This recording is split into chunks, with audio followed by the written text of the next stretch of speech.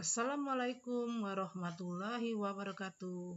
Salam sejahtera untuk kita semua. Apa kabar anak-anak? Sehat kan? Alhamdulillah. Baik anak-anak, di masa pandemi ini masih ingat kan dengan pesan ibu? Ya, pesan ibu sekarang ibu singkat 3M, yaitu menjaga jarak, mencuci tangan, dan memakai masker. Baik anak-anak, kita membahas tentang reproduksi generatif pada angiospermae. Anak-anak, reproduksi generatif itu melibatkan bertemunya sel kelamin jantan dan sel kelamin betina.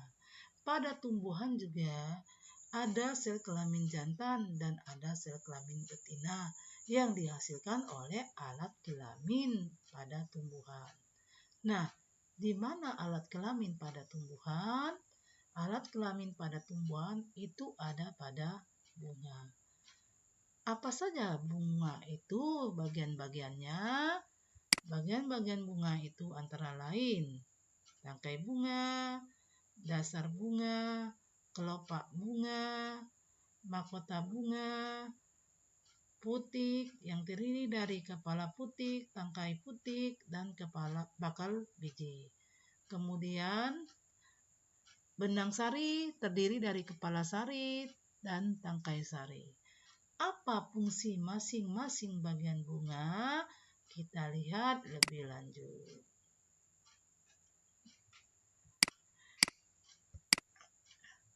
Yang pertama, tangkai bunga. Tangkai bunga berfungsi sebagai penghubung antara bunga dan ranting, dan yang kedua adalah penopang bunga. Berikutnya, dasar bunga. Dasar bunga berfungsi untuk tempat melekatnya mahkota bunga dan tempat melekatnya bakal buah dan kelopak bunga. Yang ketiga, kelopak bunga fungsinya melindungi mahkota ketika masih kuncup. Selanjutnya yang keempat, mahkota bunga.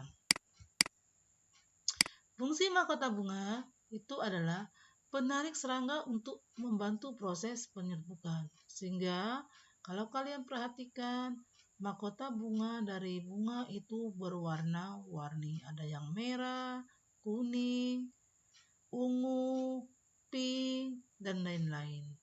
Yang kedua, melindungi alat-alat kelamin bunga sebelum terjadi proses penyerbukan. Bagian bunga kelima itu adalah alat kelamin bunga. Alat kelamin bunga itu ada dua. Yang pertama putik. Putik adalah alat kelamin betina bunga. Putik terdiri dari 3 bagian, kepala putik, tangkai putik, dan bakal buah. Di bakal buah inilah akan dihasilkan ovum.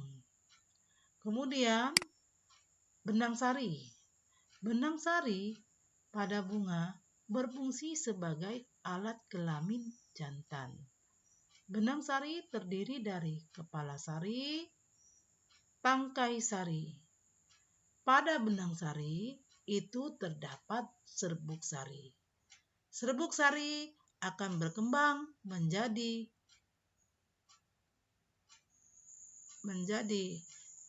inti generatif. Inti generatif inilah yang akan merupakan sel kelamin jantan pada bunga. Baik anak-anak, kita lanjut. Bunga berdasarkan kelengkapannya. Berdasarkan kelengkapannya, bunga ada dua. Yang pertama, bunga lengkap. Contoh, stroberi dan tulip. Apa maksudnya bunga lengkap? Bunga lengkap itu adalah bunga yang memiliki seluruh bagian-bagian bunga. Apa saja bagian bunga? Tangkai bunga, dasar bunga, kelopak bunga, mahkota bunga, dan alat kelamin bunga. Jadi, kalau kalian menemukan sekuntum bunga dengan 5 bagian tadi, maka bunga tersebut kita golongkan bunga lengkap. Yang kedua, bunga tidak lengkap. Apa contohnya? Bunga putri malu dan bunga kelapa. Apa maksudnya bunga tidak lengkap? Bunga tidak lengkap itu adalah bunga yang tidak memiliki salah satu atau beberapa bagian bunga. Seperti yang sudah dijelaskan di atas tadi, bahwa bunga lengkap itu terdiri dari tangkai bunga, dasar bunga, kelopak bunga, mahkota bunga, dan alat kelamin bunga. Jika kalian menemukan bunga tidak ada kelopaknya, maka bunga itu tergolong bunga tidak lengkap. Atau jika kalian menemukan bunga tidak ada mahkota bunga, maka bunga itu tergolong bunga tidak lengkap. Selanjutnya, berdasarkan alat kelaminnya, bunga digolongkan juga menjadi 2. Yang pertama, bunga sempurna. Apa itu bunga sempurna? Bunga sempurna itu adalah bunga yang memiliki dalam satu bunga 2 alat kelamin. Jadi, pada bunga tersebut ada alat kelamin jantan dan ada alat kelamin betina. Bunga yang memiliki 2 alat kelamin disebut bunga sempurna dan juga disebut bunga banci. Apa contohnya? Bunga stroberi dan bunga tulip. Berikutnya, bunga tidak sempurna. Bunga tidak sempurna itu adalah bunga yang hanya memiliki salah satu alat kelamin. Contoh, bunga betina, bunga jantan pada tumbuhan jagung.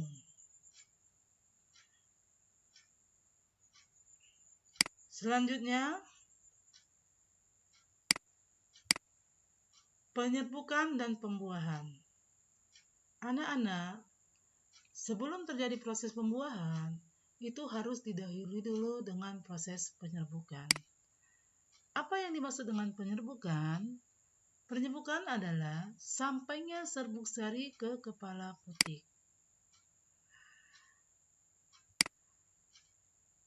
Apa saja jenis penyerbukan? Penyerbukan berdasarkan asal serbuk sari itu terdiri dari pertama, autogami. Autogami adalah penyerbukan sendiri. Penyerbukan yang asal serbuk sarinya dari bunga itu sendiri. Jadi ini serbuk sari dari bunga itu menyerbuki kepala putik bunga itu sendiri. Contoh pada mangga, jambu, rambutan. Jadi kalau bunga itu sempurna, maka kemungkinan untuk autogaminya ada. Berikutnya, geitonogami atau penyerbukan tetangga, yaitu penyerbukan yang asal serbuk sarinya berasal dari bunga lain tetapi masih dalam satu pohon. Jadi dalam satu pohon ada banyak bunga, maka bunga dari pohon tersebut menyerbuki putik dari bunga pohon itu sendiri. Contoh pada bunga mawar, jagung, dan lain-lain. Penyerbukan berikutnya adalah penyerbukan silang atau alogami.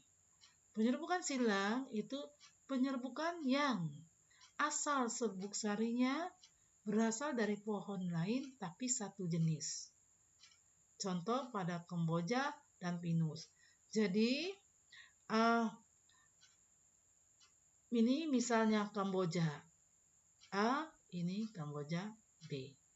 Kamboja ini serbuk sarinya menyerbuki Kamboja yang lain atau Kamboja B tadi jatuh di kepala putik. Berikut yang keempat adalah bastar, yaitu penyerbukan yang asal serbuk sarinya dari bunga pohon lain yang berbeda jenis. Contoh, mawar merah dan mawar putih, jambu air putih dan jambu air merah.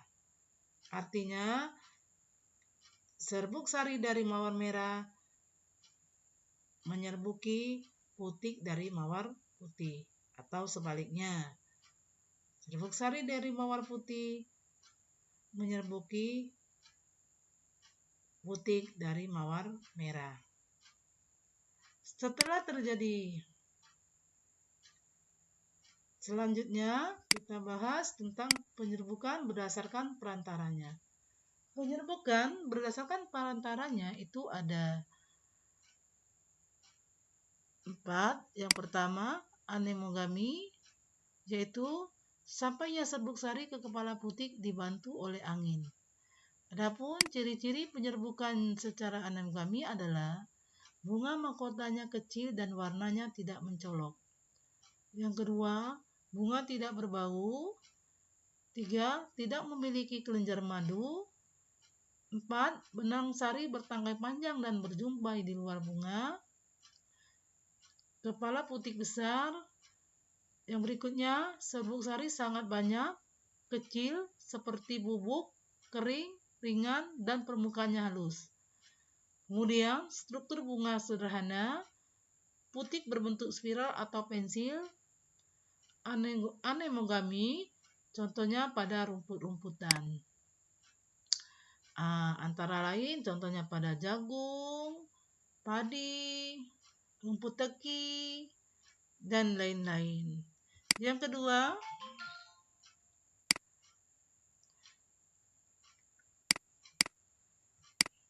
hidrogami. Hidrogami itu adalah sampainya serbuk sari ke kepala putik dibantu oleh air.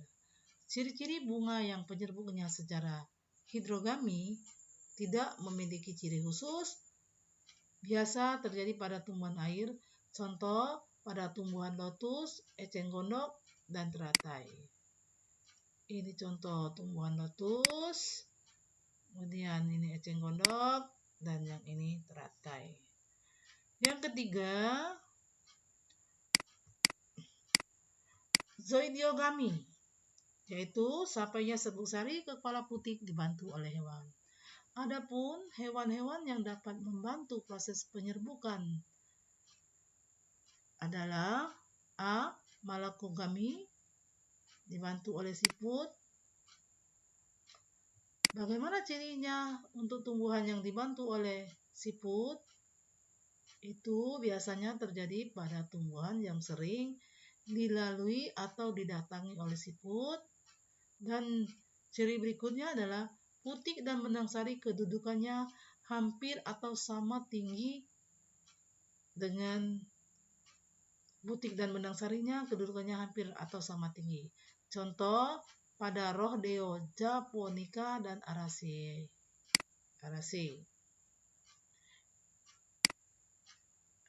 Ini contoh tanamannya yang penyerbukannya dibantu oleh siput. Ini Rhodeo japonica, ini keladi-keladian, dan ini Sri Rejeki. Lanjut. Berikutnya adalah entomogami, yaitu penyerbukan yang dibantu oleh serangga. Bagaimana ciri-ciri bunga yang penyerbukannya dibantu oleh serangga?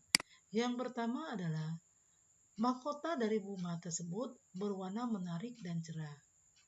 Bunga memiliki kelenjar madu. Kemudian bunga menghasilkan nektar. Benang sari berada di dalam bunga.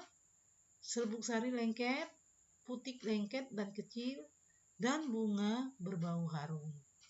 Contoh tumbuhan yang penyerbukannya dibantu oleh serangga itu adalah bunga matahari, tembakau, kelengkeng, dan lain-lain. Ini kalian coba perhatikan. Ini gambar kelengkeng yang penyerbukannya dibantu oleh serangga oleh lalat hijau. Kemudian ini bunga tembakau.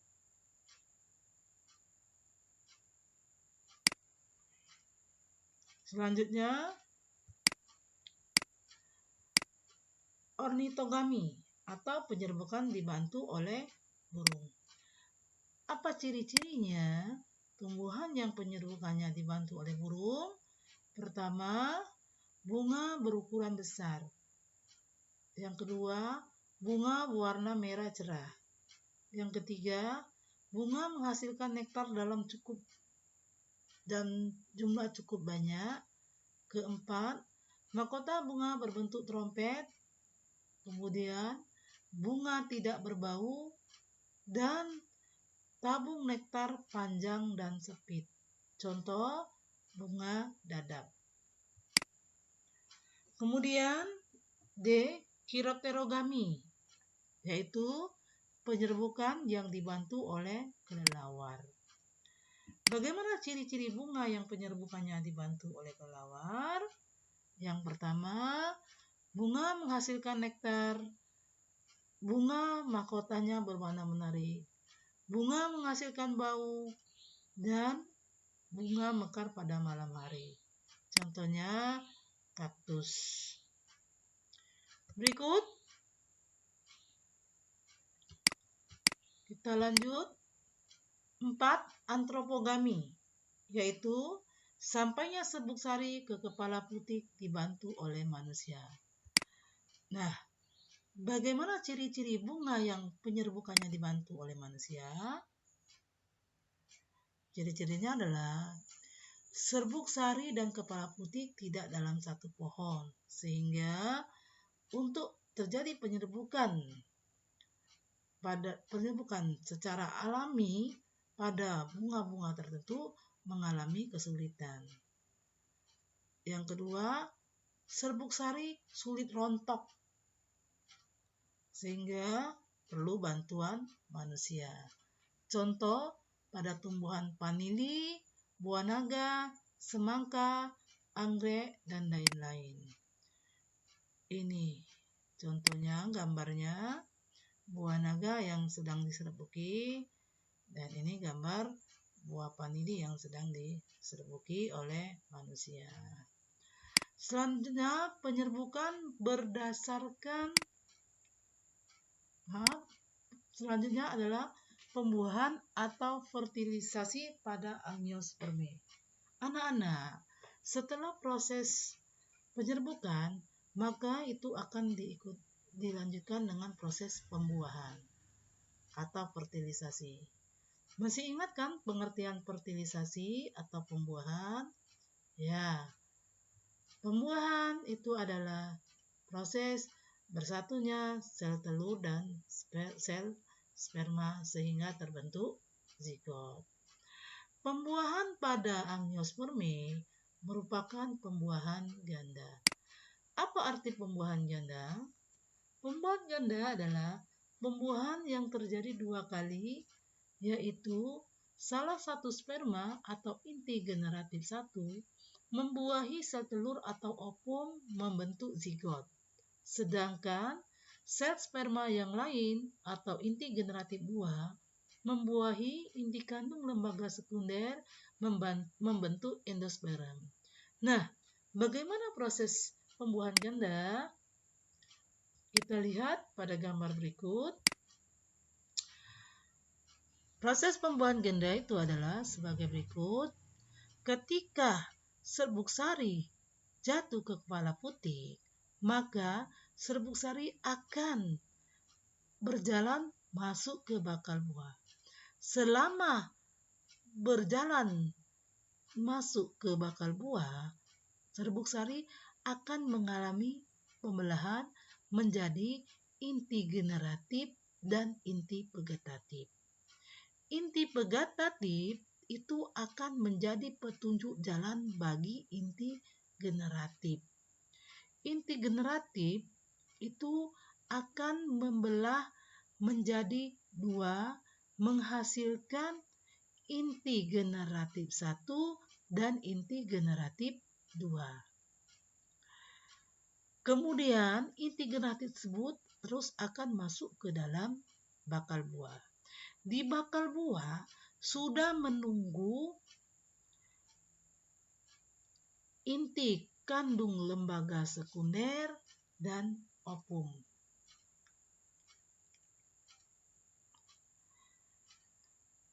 Inti kandung lembaga sekunder ini terletak di sini, opum di sini. Di samping kanan kiri opum ada sel disebut sel sinergit. Inti kandung lembaga sekunder ada 2, kemudian di sudut atas ada 3 inti sel yang disebut inti antipoda. Setelah inti generatif masuk, salah satu inti generatif akan membuahi ovum, membentuk zigot. Jadi, kalau inti generatif 2 yang membuahi ovum, maka inti generatif 1 akan membuahi inti kandung lembaga sekunder. Sebaliknya, kalau inti generatif 1 yang membuahi ovum, maka inti generatif 2 akan membuahi inti kandung lembaga sekunder. Inti kandung lembaga sekunder yang dibuahi salah satu inti generatif itu akan membentuk endosperm. Sedangkan salah satu inti generatif yang membuahi ovum itu akan membentuk zigot. Zigot akan berkembang menjadi embrio, embrio akan berkembang menjadi individu baru. Selanjutnya, penyebaran biji tumbuhan angiospermae. Setelah terjadi proses pembuahan, maka akan terbentuk biji. Di dalam biji itu sudah terkandung zigot dan endosperm. Biji merupakan alat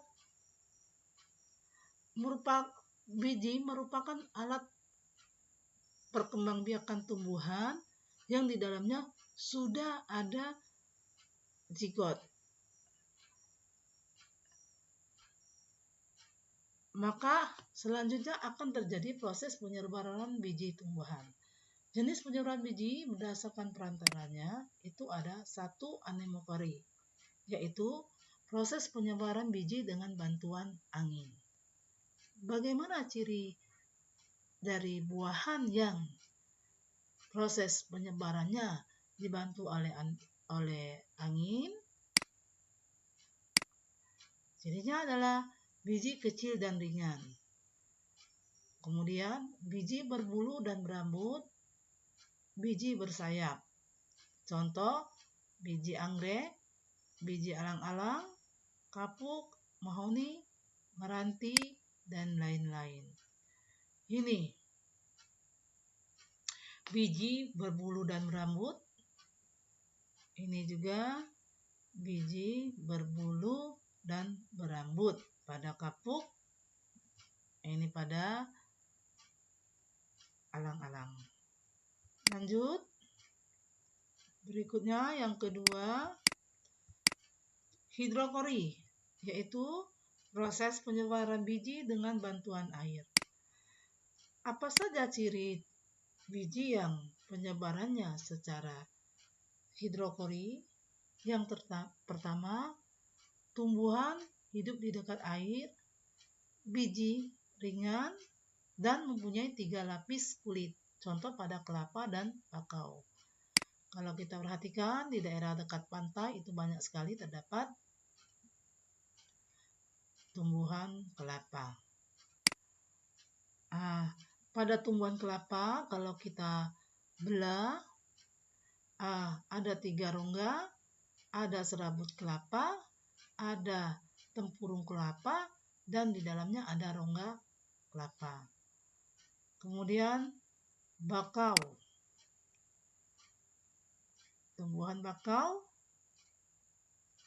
ini tumbuhan bakau yang di dalamnya sama keadaannya seperti pada kelapa. Kemudian ini tumbuhan nyamplung. Kalau dibelah tumbuhan nyamplung ini keadaannya seperti ini, mirip sekali dengan kelapa. Mengapa tumbuhan kelapa ini walaupun dia besar menjadi ringan? Karena di dalamnya ada rongga udara.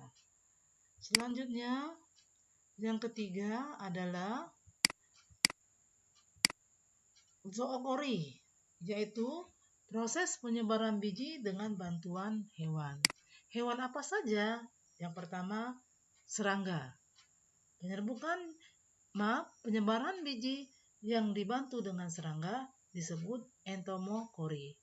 Bagaimana ciri biji yang penyebarannya dibantu oleh serangga? Cirinya biji kecil dan ringan, contoh pada wijen, tembakau, dan lain-lain. Ini lihat, ini gambar.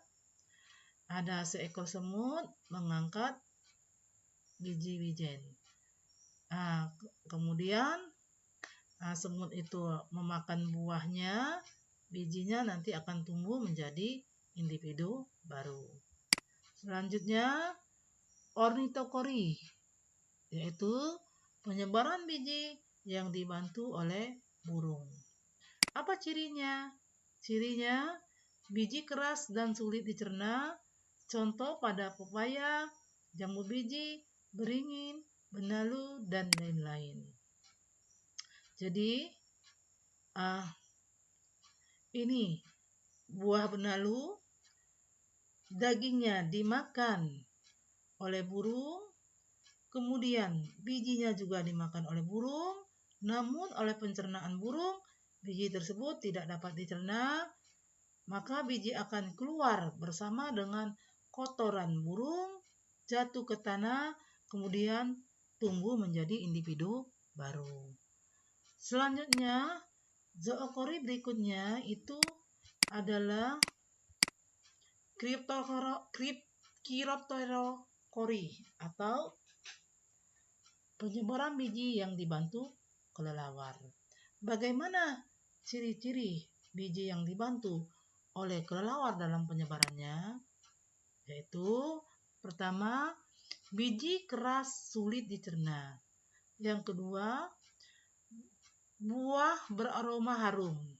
Yang ketiga, buah berdaging. Contoh, apel, sawo, jambu biji, pepaya, dan lain-lain. Perhatikan gambar ini. Seekor kelelawar sedang memakan jambu air. Biji jambu air juga ikut termakan oleh pencernaan kelelawar. Tidak bisa dicerna, kemudian biji akan keluar bersama dengan kotoran kelelawar, jatuh ke tanah, kemudian biji akan tumbuh menjadi individu baru. Yang keempat, atau selanjutnya yang keempat, malakokori, yaitu zookori yang merupakan proses penyebaran bijinya dibantu oleh mamalia. Bagaimana ciri-ciri bijinya? Buah besar berdaging, biji besar dan keras, mengeluarkan aroma yang khas. Contoh, penyebaran biji yang dibantu oleh mamalia pada tumbuhan kopi, jambu biji, arbe, delima, dan lain-lain. Nah, ini luwak sedang memakan biji kopi. Maka kita melihat ada produk dari kopi luwak. Artinya kopi itu dihasilkan dari proses menggunakan jasa luwak. Luwak memakan kopi, masuk ke pencernaan luwak tersebut. Daging buah dari kopi dapat dicerna, namun biji kopinya tidak dapat dicerna. Biji kopi akan keluar bersama dengan kotoran luwak. Kemudian oleh produsen, biji kopi tadi dicuci, dikeringkan, dijemur, kemudian digiling, jadilah kopi luwak. Berikutnya adalah antrofokori, yaitu proses penyebaran biji dengan bantuan manusia. Untuk antrofokori bisa dengan secara tak sengaja dan bisa juga dengan secara sengaja. Bagaimana yang secara tak sengaja? Untuk tumbuh-tumbuhan yang penyebaran bijinya dengan bantuan manusia tanpa sengaja adalah biji tumbuhan memiliki struktur yang mudah melekat pada pakaian. Contoh, rumput. Kalau kita pernah bermain di lapangan yang penuh rumput, memakai baju atau sepatu lengan panjang, kalau sering kita lihat rumput-rumput itu menempel di pakaian kita, baik di pakaian baju ataupun celana. Dan ketika kita sampai di rumah, kita cabuti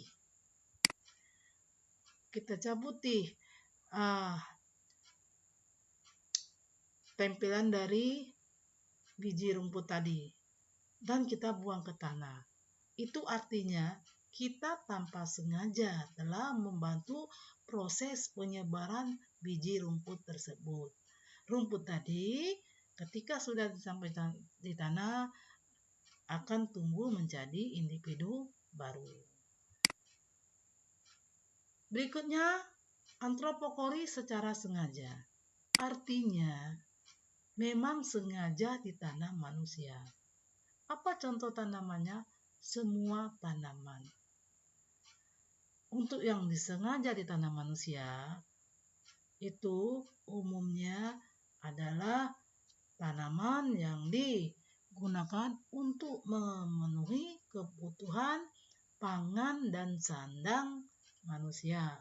Sebagai contoh, padi, jagung, kedelai, kubis, dan lain-lain.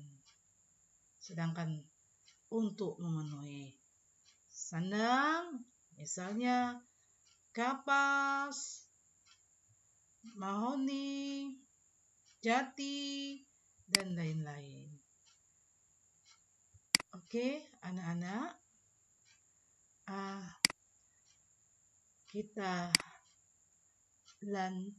kita selesaikan sampai di sini dulu penjelasan dari Ibu. Kita lanjut dengan tanya jawab. Jika ada yang belum dimengerti atau belum paham, silakan ditanyakan. Ibu akhiri dulu untuk sementara. Wassalamualaikum warahmatullahi wabarakatuh.